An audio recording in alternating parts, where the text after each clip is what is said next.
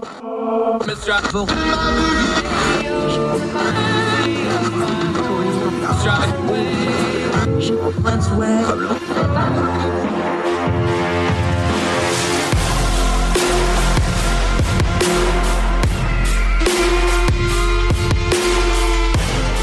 back to Heard Tell. I'm Andrew Donaldson, and Genya Coulter, who I have been practicing to make sure I say it right because I said it wrong the last time she was on the program. So I'm sorry.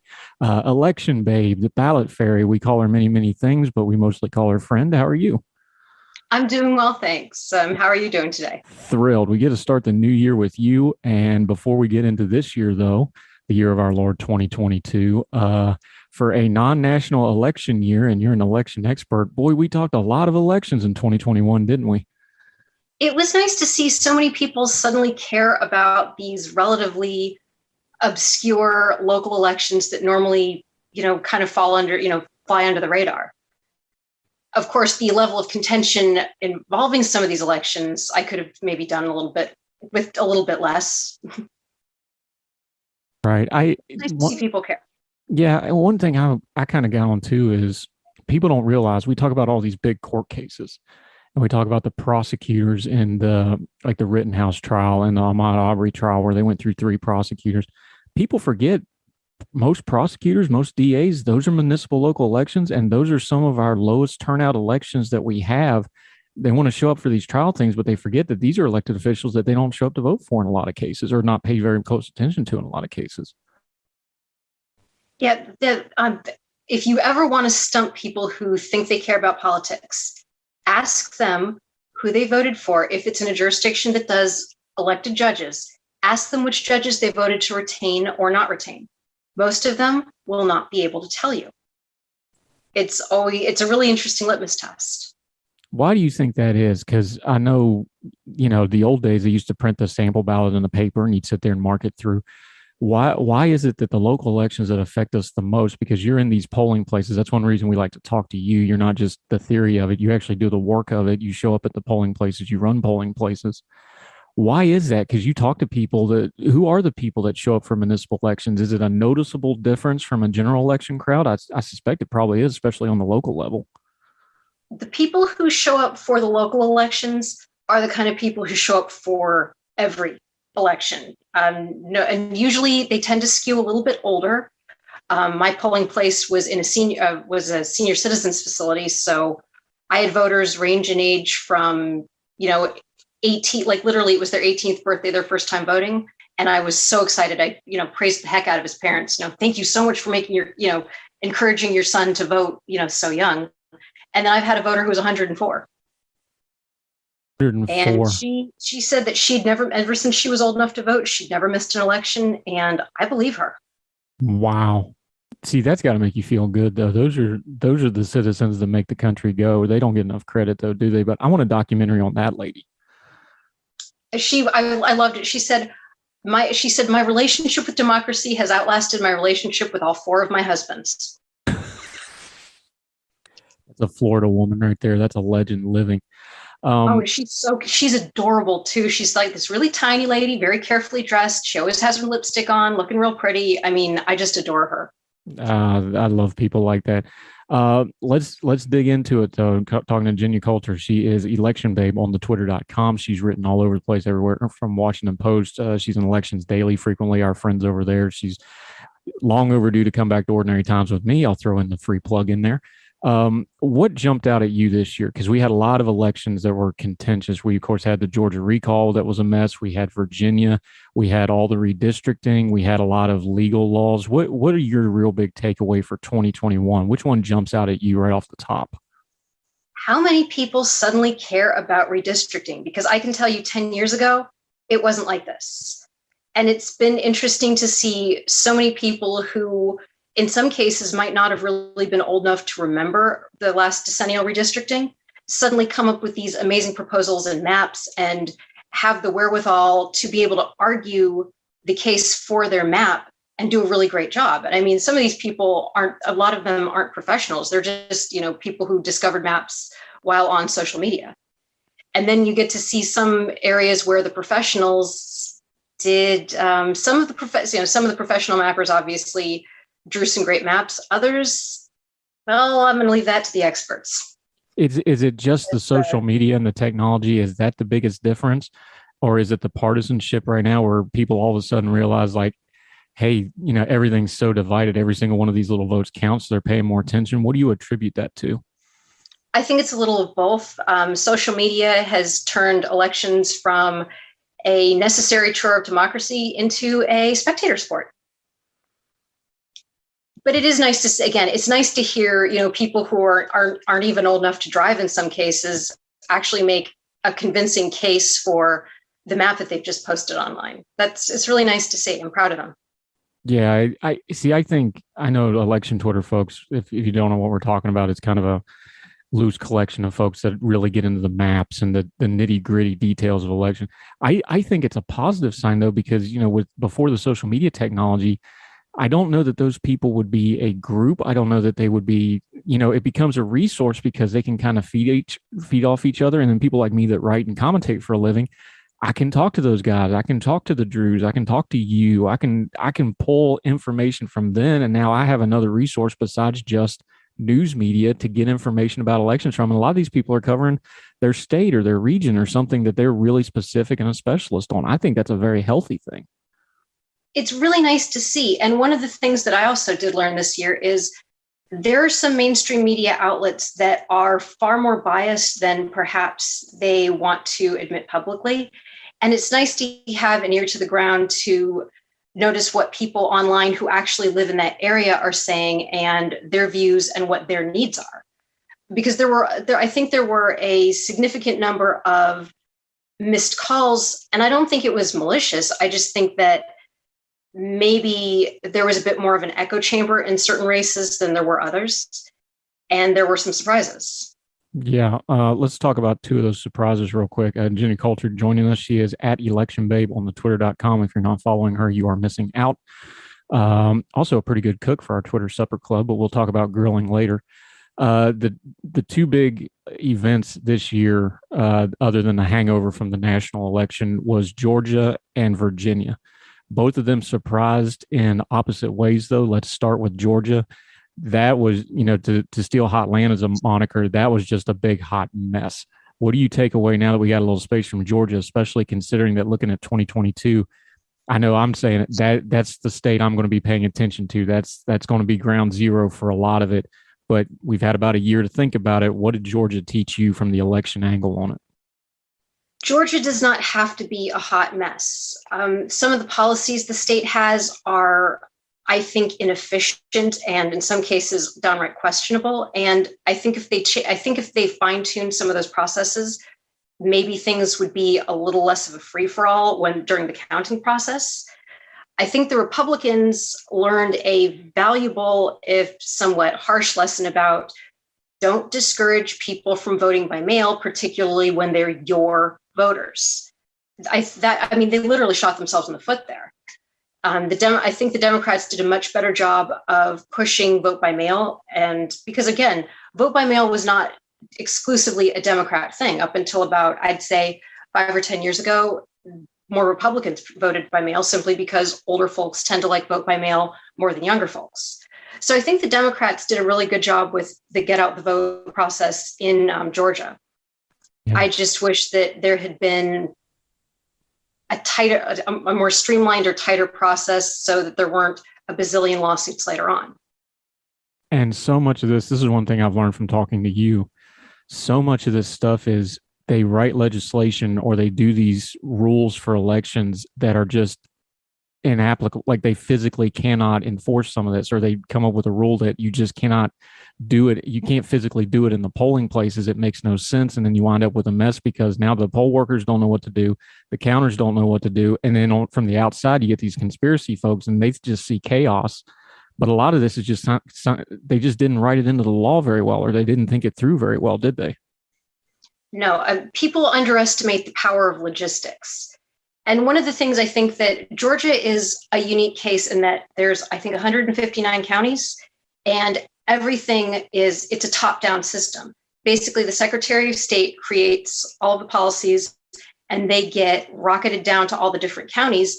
And sometimes there's some counties that it's not that they don't want to comply, it's that they don't have the resources to do so. And that's not fair to them. And then there are other counties that get all the resources and they still can't keep a tight ship on things. That, to me, as far as I'm concerned, is a good argument for keeping elections more at the county level, especially if you have such a disparate size in counties. Yeah, we're talking to Genya Coulter, talking elections. She is the election babe, our election expert. And we're going to talk the other big elections in 2021. We're going to look ahead to 2022 with her expertise. We're going to talk about her love of grilling to finish off. So stay with us on Her Tell. We'll be right back after this.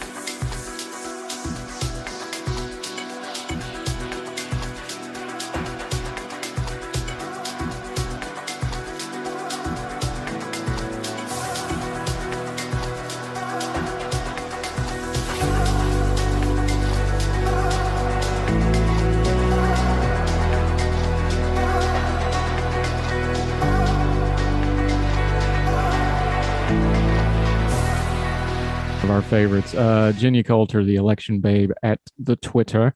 The other big election this year that everybody was paying attention to, and a lot of people were surprised at, although you probably shouldn't have been if you were paying real close attention, was Virginia. I was told as late as this spring that Virginia was going to be blue in perpetuity, which is always a silly thing to say, but that's not what happened, was it? No, I think the Democrats learned a very valuable lesson as well. Do not insult your voters. I think that's something that pundits can insult voters because they're pundits. That's their job. It gets them clicks. If you're running a field campaign, you kind of want to talk to, at least, even if you don't like the people who will be voting, at least listen to them, because that's going to give you a better idea of what their concerns are. I mean, voters in Virginia do not vote as a monolith. I'm not the Virginia expert here. I'd talk to like Chaz Nuttycombe or Miles Coleman or any of the Elections Daily crew, because they have a much better sense of what's going on there. But when what was going on over the late summer in Virginia, I remember thinking, oh God, did they really just say that about the parents who will be voting in that election? Because parents are more likely to vote in some of the smaller elections or more of the state level elections. And you're not going to do all that well if you insult those folks.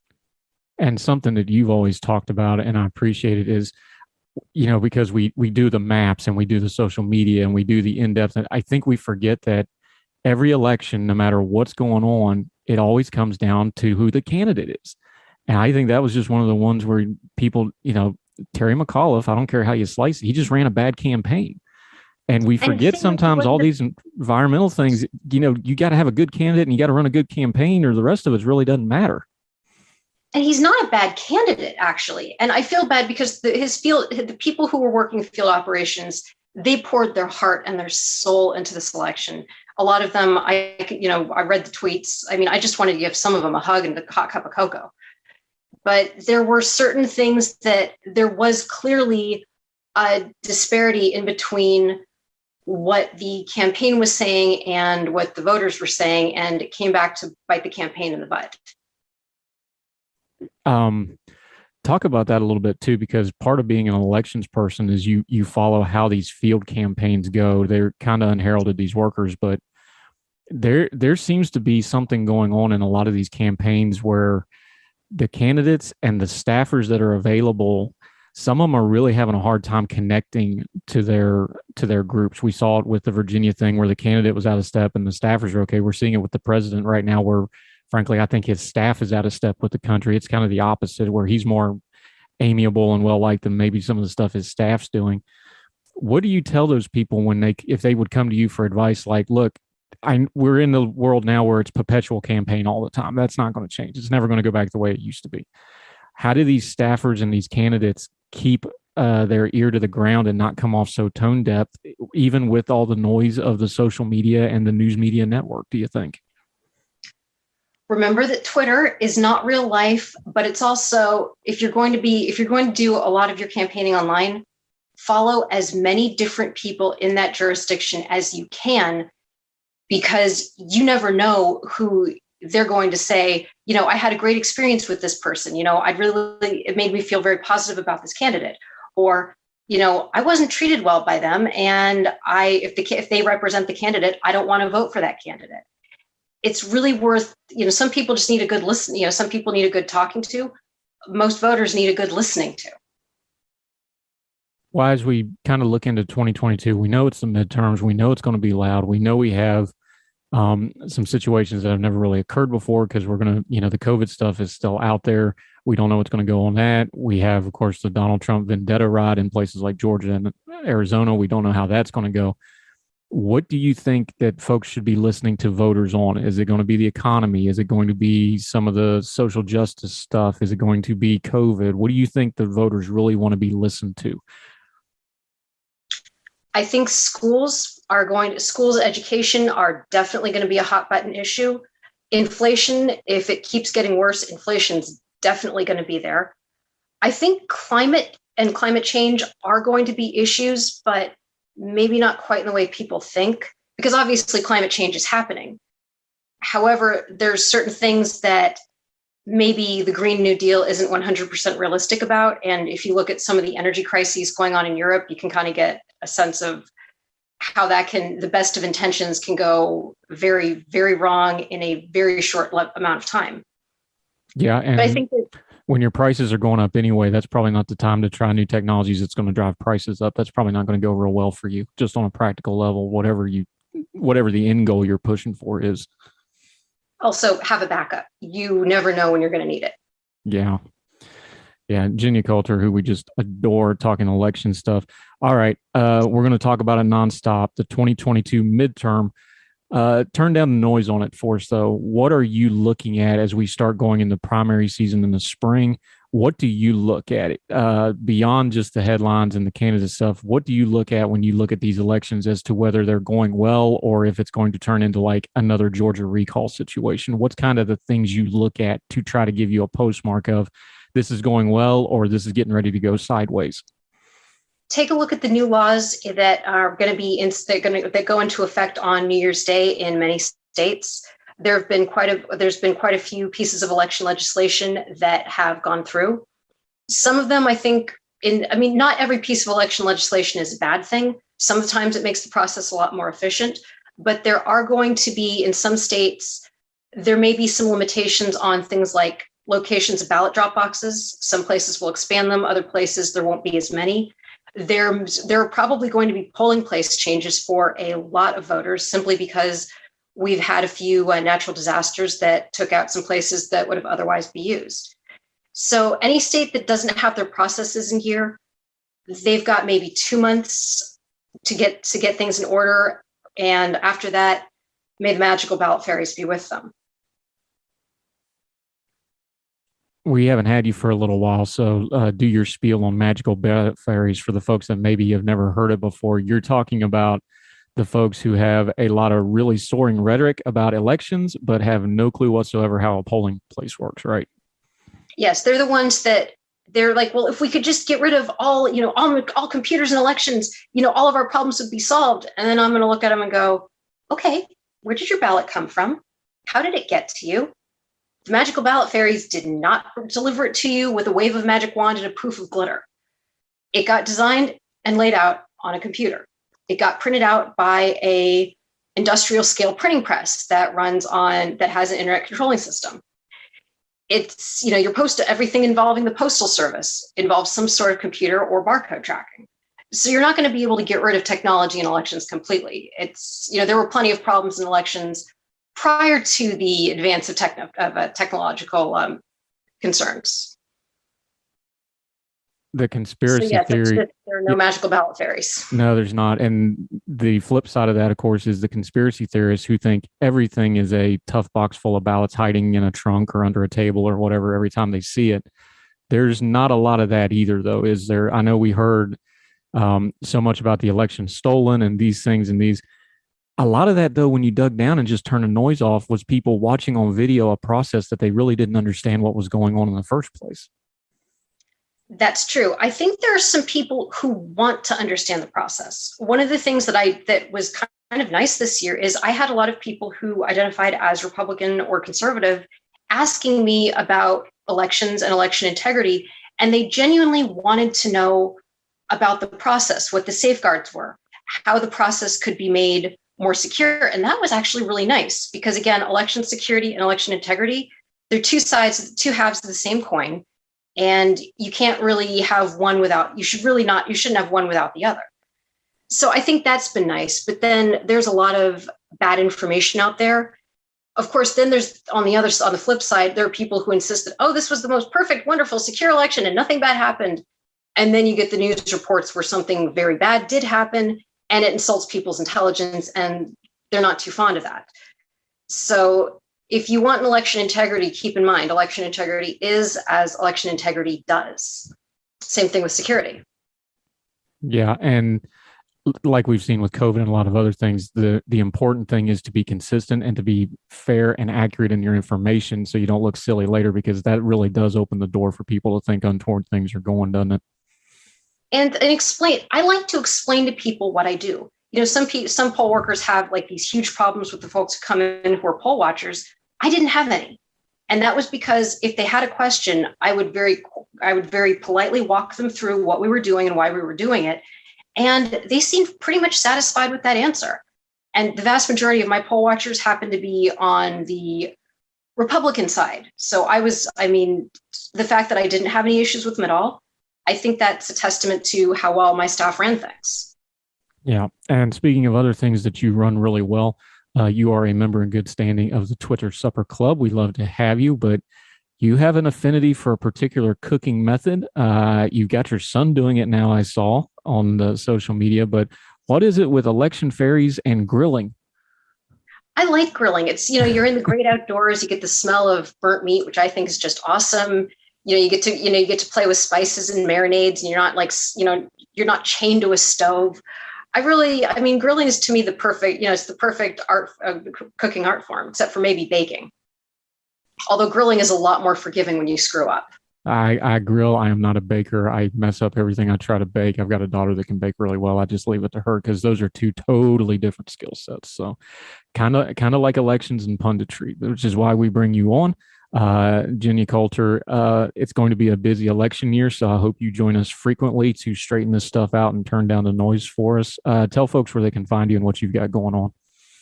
All right. Well, if you are in Polk County, Florida, and you happen to be doing early voting, come say hello to me. I'm the petite redhead that nobody can hear. And if you want me on Twitter, I'm at Election Babe, or you can read my columns at Elections Daily or on Ordinary Times. Yep. And it's an election year, so she may not be writing a whole lot this year, but we sure hope you do. And you're the best. And we greatly appreciate you, my friend. Well, thanks so much for having me. I was so excited that I was the inaugural guest of this show. And now that seeing you having another year, I'm just so happy for you. Yeah. The very first podcast we did elections with you, and you're on the first of the daily show for 2022. And we hope to have you on a whole bunch. So we appreciate you, my friend. All right. Thanks so much, Andrew. I really had a great time, and Happy New Year. Happy New Year to you. We'll talk soon, man.